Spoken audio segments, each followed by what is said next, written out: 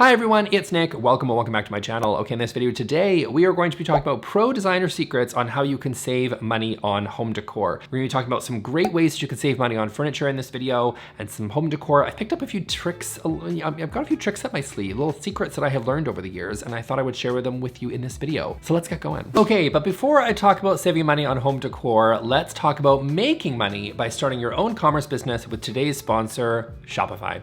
I talk a lot about some of my favorite brands on this channel, some big and some really small, but brands like Huey Lighting, which makes of course that really cute little light I've got back there, Fable, where of course I get all my ceramic dinnerware, Sunday's Furniture, where I got my couch. You know I love these brands so much, but what you might not know is that these brands and millions of others all run on Shopify, and for good reason. Shopify has everything you need to start a commerce business, from your first sale all the way to a really large scale business. They offer beautiful templates that are super simple to use, the ability to sell online or in person, and you also have all the social features that you need to get in front of your customers everywhere they are. I've actually been a Shopify customer myself for like over 10 years. I've had multiple businesses run on Shopify, and that's because it's the system that I can rely on to really start, grow, and manage my business as I scale and get a little bit bigger. So get started on your free trial today by going to shopify.com/nicklewis and get started on that commerce business. And now let's get back to the rest of the video. Okay, first up on my list is gonna be spoken.io and Google Lens. So in this video, we're gonna be talking about white labeling. We're talking all about white labeling, which I did a whole video on white labeling right here if you want to check that out. But basically what white labeling is, it's when a manufacturer manufactures,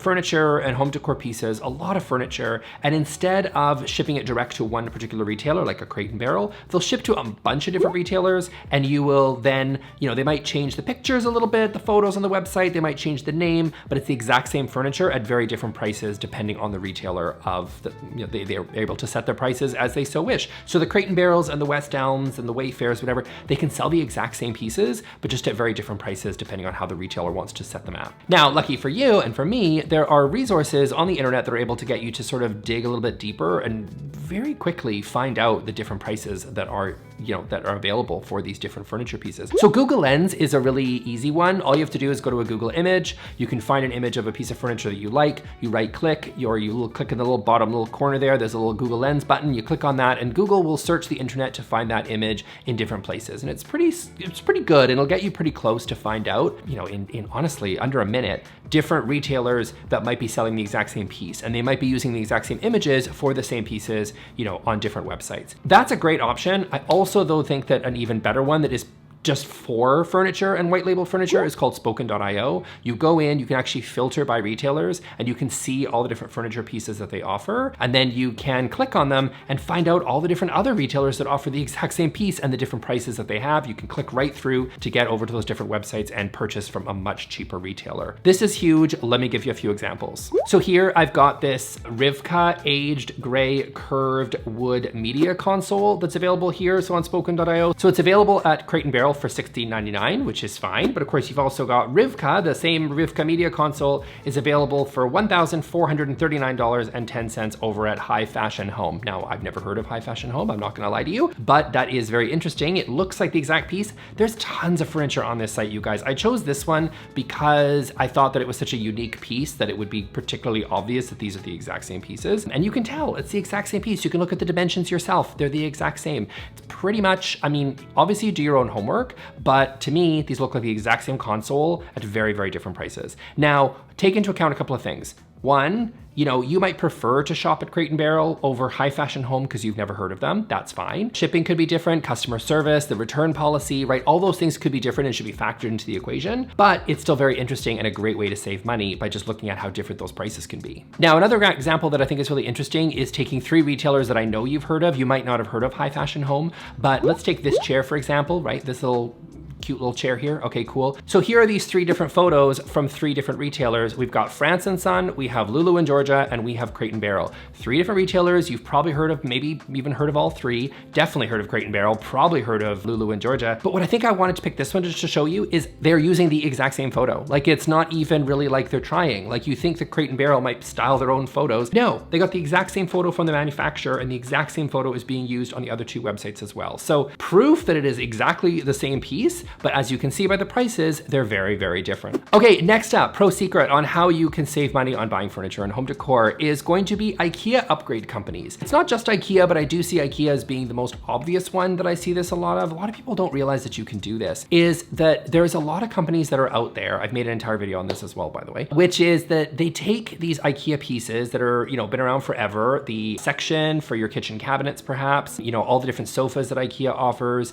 And what they do is they offer customized solutions that are oftentimes higher quality than what you're gonna get from IKEA to build on those sort of module systems that are so widely available from IKEA. So Semi-Handmade is a really good example of a retailer where you can take the boxes that are from IKEA that are oftentimes considered to be really, really good in industry. Like I've talked to many different contractors. They love the IKEA section system. They use it all the time.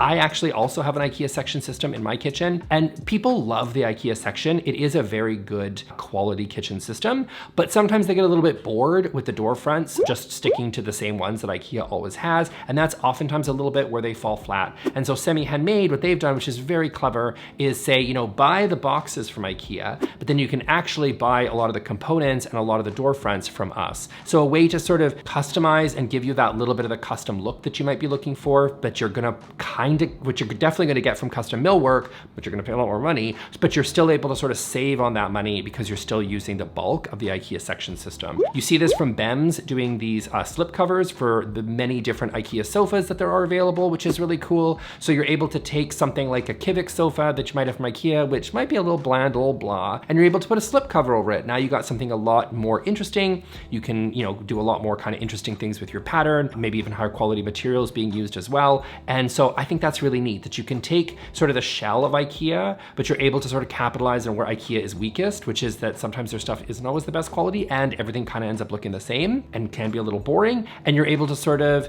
add a higher quality piece to add on top of an IKEA system that's also customized with a lot more personality. I see this done all the time. I see designers using companies like Semi-Handmade, using Benz. Another one is Norse Interiors. They do a lot of great things with media consoles and sideboards and things. I actually featured them in a video before and they were very sweet and were like, we love that you featured us. So they sent me a discount code. I'll send for you guys. I'll send that down in the description, but they're very sweet, right? Like, so these companies are catching on to capitalizing on what IKEA is really good at, while then building on that and doing something a little bit more unique, a little bit more special. This is done all the time in design, and because it looks beautiful, it looks custom, but without the price tag. Okay, next up on my list is going to be custom rugs by going to a carpet supplier. So this is something I have never done myself, but this is something I think I have heard of a lot of people doing, and you can save a lot of money, especially if you're trying to get a really large area rug. So if you have something like an apartment, it might make more sense to go buy a rug,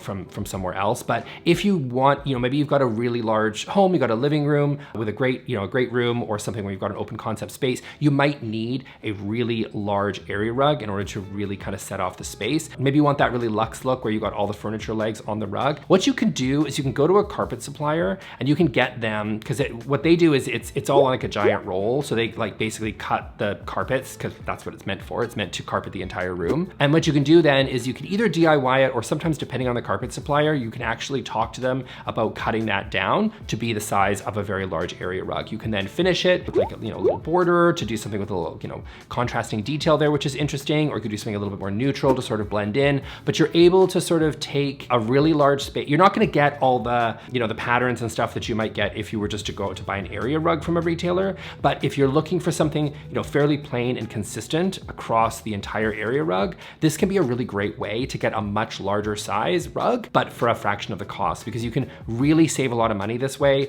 by just basically taking carpet and manage to sort of cut it down to customize it to the measurements that you're looking for in your space. I've never done it before. I've heard people do it. You just have to kind of go to a carpet supplier. That's where you're going to want to go and talk to them and see what you can do. And you might be able to score quite a deal to be able to get a really large rug for less money than you would if you were to go buy, some gigantic rug from somewhere, which rugs are insanely priced. By the way, bonus also, if you have a smaller space or you're not looking to get a rug that's that huge, another way to save money is to go for smaller rugs and layer them. So I did a video on area rugs. You can check that out. I feel like I'm plugging a lot of my videos here in this. I don't usually do that. Anyway, whatever. Go check out that one if you want to, or don't. That's cool. If you want to do something else or watch something else, that's fine.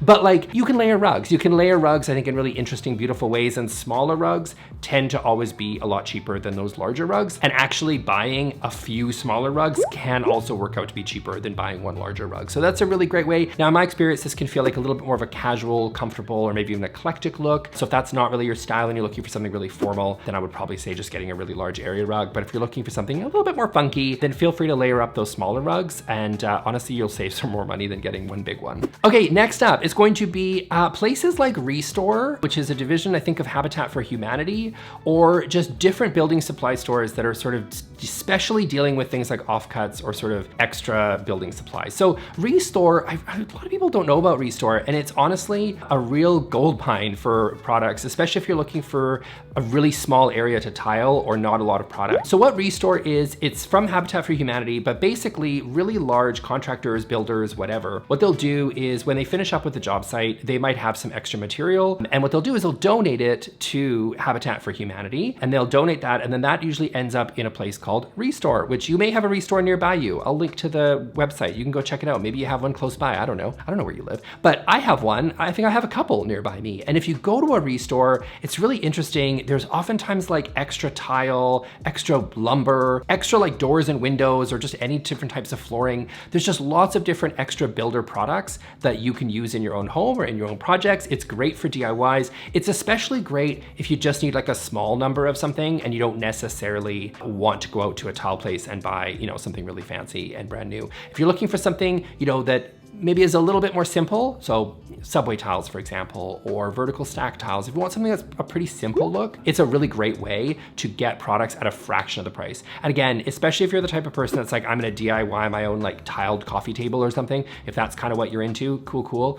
Or if you're, say, you know, tiling a shower niche or something, or one of your walls in your bathroom, and you're looking for not a whole lot of product, but you see how expensive it is when you go to a regular like retailer, Restore is a great place to check out to see if you can find something, because again, they have just these overstock items. There's usually nothing wrong with them. Something might be used, some of them might be damaged, but some of them are brand new and just left in box, and they just donated it because they just had extra supply and they didn't know what to do with it. They don't need it for the site anymore. Great resource to check out. And also, to build on that, there's other, you might have one nearby. This is harder for me to make a recommendation because I don't know where you live. I have one called Home Idol, which is nearby me, which just sells stuff insanely cheap. Like, I have bought from there before. You can buy like marble penny round tiles for like $4 a square foot, which is, sometimes you go to another retail, I mean, you go to Ann Sachs, you can pay like $60, $80, $90, $100 a square foot, right? But for $6 a square foot is insanely cheap. Again, sometimes, you know, you just gotta be really careful with choosing your stuff. It can be a little bit more inconsistent. The offcuts can be weird, but it can be a really great place to find like really good quality tile and stuff for a lot cheaper. You can find toilets, showers, and all that sort of stuff. Definitely check out it. You just have to do your homework. I don't know where you live. It's hard to find where you are, but look for building supply stores that specialize in sort of these offcuts and this sort of surplus product, rather than necessarily the Home Depots of the world, where everything is going to be brand new and in box. Look for those types of retailers, ask around. Honestly, you can save a bunch of money this way, especially on those building supplies. Now, when you go to a place like I did when I went to Home Idol and you see like $4 marble, you might be a little bit suspicious. Like, how is this even possible? Like, where is this marble coming from? Like, and to that I say, you know, I'm not sure what truck got robbed at knife point in order to have these $4 marble slabs that fell off the back of this van. Sometimes it's best just not to ask questions, you know what I mean? So you know what it is, take the cheap marble and run. Okay, next pro secret on how you can save money on furniture and home decor is gonna be reupholstering your furniture. So people don't realize, but you can go and get furniture reupholstered. So if you're a person who loves to thrift and find vintage finds or thrifted finds or whatever on Facebook Marketplace, this is really true for things like side chairs and sofas and things like that. If you're dealing with sort of a wood frame and there's nothing wrong with the wood frame, these can be really old pieces that are looking really worn and dated. But if the frame itself is okay and there's nothing wrong with that, but the upholstery is just really worn and maybe a little bit dated and just feeling a little worn out, or the stuffing sort of is gone, the padding is maybe really deflated, and you're looking for like, well, there's nothing wrong with the frame, but what else can I do? Look at getting it reupholstered. You can save a bunch of money this way by finding old pieces that other people have tossed away and because they've seen this dated old granny floral pattern and thought like, that's not gonna work for me because it's a super worn velvet or something. Maybe you can take that, it might not be your fabric, but you can change the fabric. You can reupholster it and it can look beautiful and stunning and yet still give you that age look, because oftentimes the wood, there's nothing wrong with it, but it also might have a little bit of an age to it, which can actually also be really beautiful. So don't sleep on reupholstering furniture. There's some great finds I think out there. You just have to use your imagination a little bit. And you can also save a lot of money because it's the stuff that people pass by, because it doesn't necessarily look amazing, but with a little bit of TLC, and you don't even have to do it yourself. It doesn't even have to be a DIY. You can find somebody that can reupholster this furniture for you. Great thing to do, especially for side chairs and sofas and things like that. Okay, and on the same vein, I mean, this one feels obvious at this point, but it's surprised people don't know how to do it, and that is painting old furniture. So painting furniture, and particularly also swapping out hardware. So painting furniture absolutely is a great way in order to really upgrade these kind of old and tired pieces. Now, listen, I will say that if you find some beautiful like Danish sideboard from like 1960, then probably don't paint that. Like, do us all a favor, just leave it, because it's gorgeous. And if you had that find and you got it for a deal, count your blessings and don't paint it. But if you find a 1990s old media console, well, you know, feel free to paint it, because who really cares, right? So a lot of these pieces, I think, like I'm talking about furniture that is fine, but maybe not amazing. It is amazing how you can just, with some paint, which is always going to be your cheap how to upgrade things best friend, because it's one of the cheapest upgrades you can do to your home is to paint it. Painting furniture can be a great way to give new life to a piece that's, you know, a little bit worn, a little bit tired. But again, if it's vintage, if it's old, if it's beautiful, if it's a classic, you know, vintage piece, I wouldn't recommend it. Leave it for somebody else if you don't appreciate it. If you're somebody who stumbles on a 1995 whatever sideboard, paint it, give it new life, swap out the hardware, you're in business.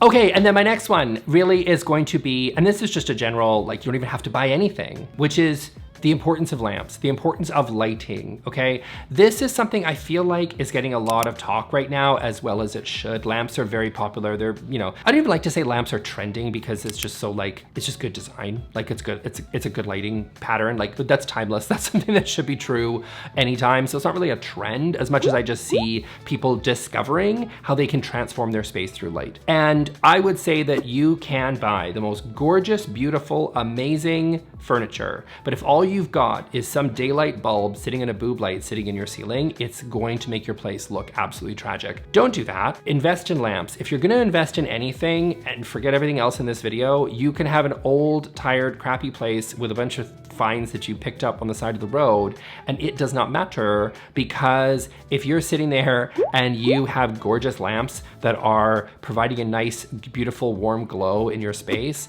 you can make any crappy furniture look really good with good lighting. So, you know, if you've heard nothing else in this video and you're still on the fence on buying anything new at all, then if you are gonna buy anything, buy cute little table lamps, use task lamps, maybe have LED lighting strips that are recessed that you can't see, different sort of lamps, accent lights that you can use over top of art, for example. These are beautiful ways for you to make your space feel a lot more special. And honestly, it doesn't matter what else you have in your space, to be honest with you. It can look not great at all. You didn't have to spend any money on furniture. Everything can be dated and worn and ugly, but it doesn't matter, because if you have good lighting, it's going to instantly look better. Okay, that's it for me for today, guys. I hope you really enjoyed this video. I thought those are pretty solid tips. I'm not gonna lie to you. You know, some of my videos aren't that great, but this one is pretty good, I must say. So Joe, go check out those retailers that I have in the description. Go check them out. And let me know what are your pro tips for how you can make your space look beautiful, but on a little bit more of a budget. Let me know how you save money. See you on the next video. Thanks, bye.